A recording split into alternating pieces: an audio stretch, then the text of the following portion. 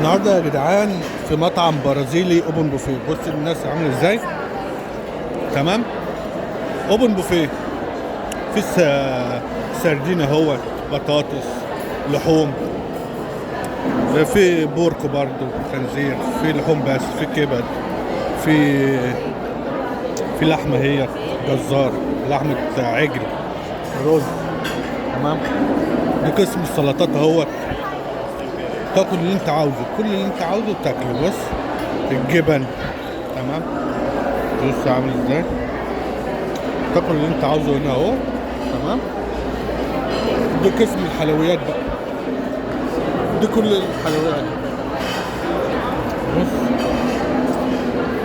دي قسم الحلويات اهو. تمام. والعصاير والبيبس بفلوس. اما باقي الحاجه، باقي الاكل تاكل لحد ما تشبع. اللي انت عاوزه كله، اللي انت عاوزه كله بتاكله. تمام. بتدفع كام بقى؟ بتدفع حوالي 35 ريال. تمام. والمطعم نقاده مطعم يعني ايه، مطعم فيه اكل كويس جدا، جميع الاصناف، يعني جميع انواع الرز. انا ما باكلش الرز دي بقى. بص كل اللي انت عاوزه، الرز الابيض بس اللي زي ده. ماشي.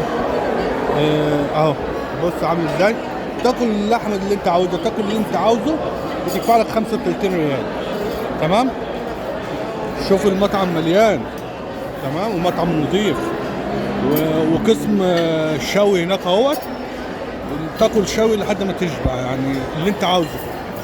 قسم الشوي هناك اهوت، الناس بتروح تاخد اللحمه مشويه، في لحمه مطبوخه ودي لحمه مشويه. بكام؟ ب 35، تاكل لحد ما تشبع. المطاعم العربيه بقى، واحد شاورما ب 25 ريال، اللي هو ما يشبعش اصلا. تمام. هنا بقى بتدفع 35 وتاكل لحد ما تشبع. فالفرق بين المطاعم العربيه بتقفل على طول، او اغلبها بيقفل على طول، عشان كده غالي وخدمات اقل ومفيش. حتى في قسم البيتزا اهوت فونتاج، يعني تاكل لحد ما تشبع برضه بيتزا، مفيش مشكله. فاهم؟ بس